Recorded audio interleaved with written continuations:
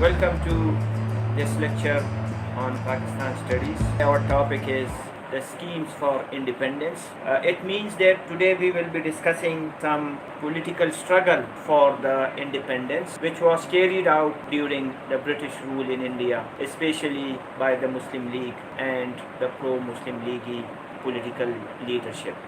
پھر جب labour party کی حکومت آ جاتی ہے انگلینڈ میں تو وہ ایک نئے وائس رائے کو انڈیا بھیج دیتے ہیں اور اس کا نام ہے لارڈ ماؤنٹ بیٹن. بہت سے لوگوں کا یہ خیال ہے اسکالرس کا کہ he was not a suitable person for such a big task, اور وہ ثابت ہوا کہ وہ اتنی اہلیت رکھنے والا نہیں تھا، بلکہ اس سے پہلے جو وائس رائے تھا لارڈ ویول، اگر اسی کو برقرار رکھا جاتا تو شاید وہ ہندوستان کی آزادی اور پاکستان کے قیام کے عمل کو بہتر انداز سے آگے بڑھاتا. اس کے موازنے کے لیے کتابیں لکھی گئی ہیں دونوں کی، اور آتھرز نے یہ ظاہر کیا ہے کہ Lord Wavell was much better governor general of India.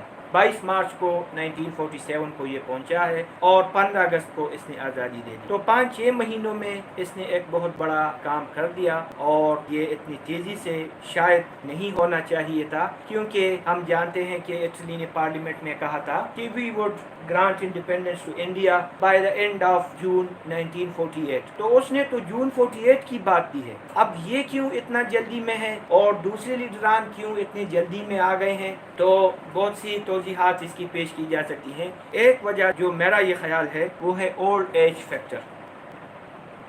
ہمارے جو ہندوستان کی لیڈرشپ ہے اس موقع پر، ان کی عمریں تقریباً 70 سال کی ہیں لگ بھگ، اور انہوں نے جدوجہد کی ہے. ہم جانتے ہیں Jinnah was in politics since 1906، Gandhi was in politics since then, اور دوسری لیڈرشپ بہت عرصے سے پالیٹکس میں ہے. اب یہ عمر کے آخری حصے میں ہے. یہ لوگ افورڈ نہیں کر سکتے ہیں انڈیپینڈنس کہ یہ ڈیلے ہو، سے 2 سال بھی ڈیلے ہو. تو it was not better for them. شاید اوروں کے لیے تو ہوتا، لیکن یہ لوگ بھی اپنی محنت کا پھل دیکھنا چاہتے تھے، یا کوئی وزارت حاصل کرنا چاہتے تھے، کوئی گورنری حاصل کرنا چاہتے تھے، جو بھی آپ کہہ لیں. لیکن یہ اس عمر کے ایسے حصے میں ہیں کہ یہ چاہتے ہیں کہ اب جب انگریز جانے والی ہی ہیں تو اگر 1 سال بعد جائیں گے تو کیوں نہ جلد از جلد آج چلے جائیں. دوسری طرف لارڈ ماؤنٹ بیٹن بھی اس کشمکش میں ہے کہ وہ آزاد ہندوستان اور پاکستان دونوں کا اگر گورنر جنرل بن جاتا ہے تو یہ ایک الگ نوعیت کا رتبہ ہوگا اس کے لیے، اور وہ اس کو حاصل کرنا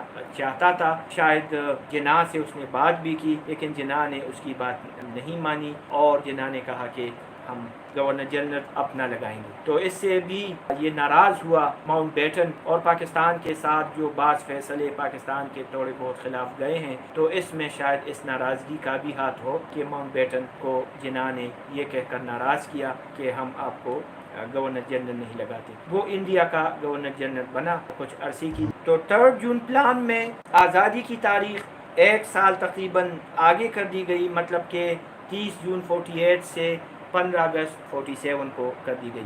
یہ 15 اگست بھی اس کے لیے ماؤنٹ بیٹن کے لیے ایک یادگار دن تھا، جب 15 اگست 1945 کو جاپان کے ساتھ ایک سرنڈر کا معاہدہ ہوا تھا، تو یہ بھی شریک تھا اس میں. تو یہ اس ڈیٹ کو اپنے لیے ایک ان سینس ہم کہہ سکتے ہیں ایک مبارک دن تصور کرتا تھا. تو شاید اس نے 15 اگست کی تاریخ اس لیے بھی چنی ہو. اس کا کوئی ایگزیکٹ وہ نہیں ہے، یہ کوئی انسیڈنس بھی ہو سکتا ہے، یا اس کے ذہن میں یہ بات ہو بھی سکتی ہو. بہرحال اس نے کلیئرلی نہیں کہا کہ وائی آئی ایم سلیکٹنگ 15 اگست ایز اے فائنل ڈیٹ. فی الحال تک کی اجازت دیجیے گا. خدا حافظ.